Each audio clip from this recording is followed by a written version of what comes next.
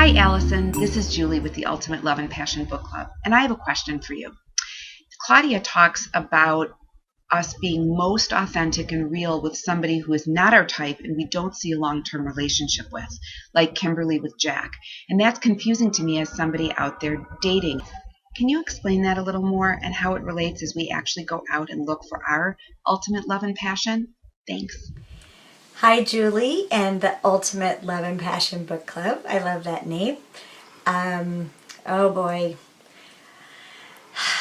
You may find this good news or bad news, but I'm going to give it to you straight. So, first of all, if you're dating your type, type is completely determined by chemistry and what you perceive as the kind of man who could protect you and provide for you. So this is what I call the cave woman within is looking for.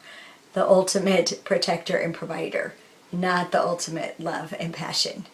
So your type is going to appeal to you at a very primitive level, and it's going to cause a chemical reaction in you, and those chemicals are testosterone and dopamine. So they're going to put you into hunter mode, so you chase him down, and the dopamine is going to give you that sense of excitement. And this combination can be addictive, unfortunately. And it's probably the most powerful drug combination, or one of the most powerful drug combinations in the world.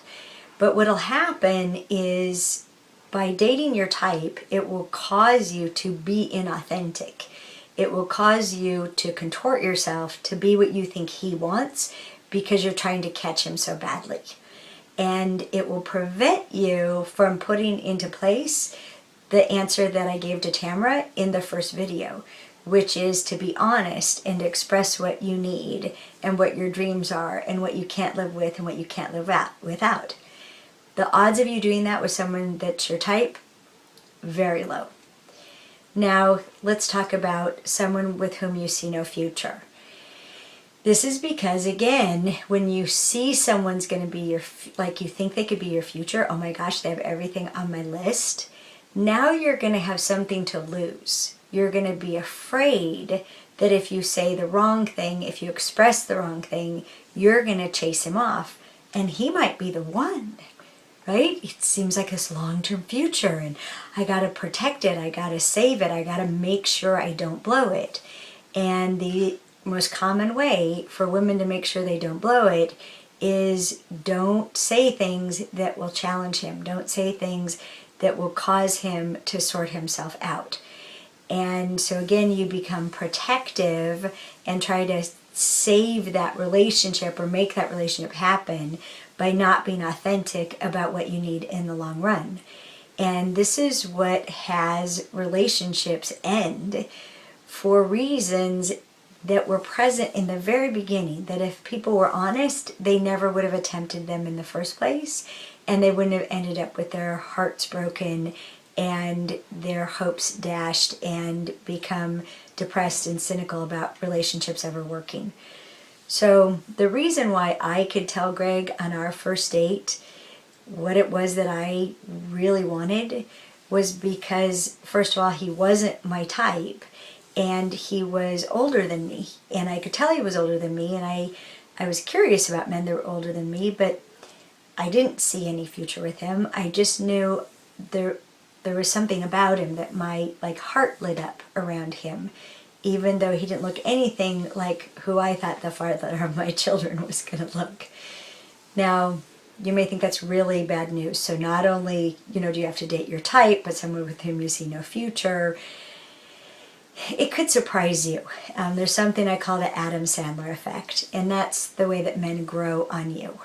And now the men who turn my head are the men who look like Greg. He's grown on me, and I'm attracted to the men that not only look like him but be like him. So there's actually a lot of hope in this, and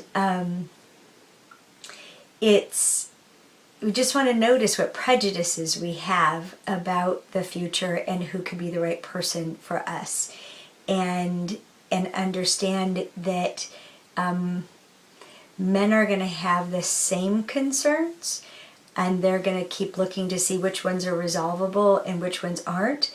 But they're only going to do that as they fall more in love with you, and what's going to cause them to fall more in love with you is actually you being more and more authentic.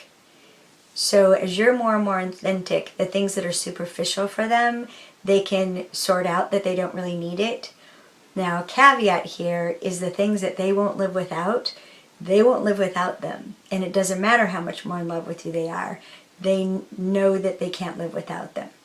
So as you can see by this whole conversation, it all requires a tremendous degree of self-knowledge and self-learning about what matters to you, and then the willingness to be vulnerable and share that with other people, even if they're end up being the wrong person for you.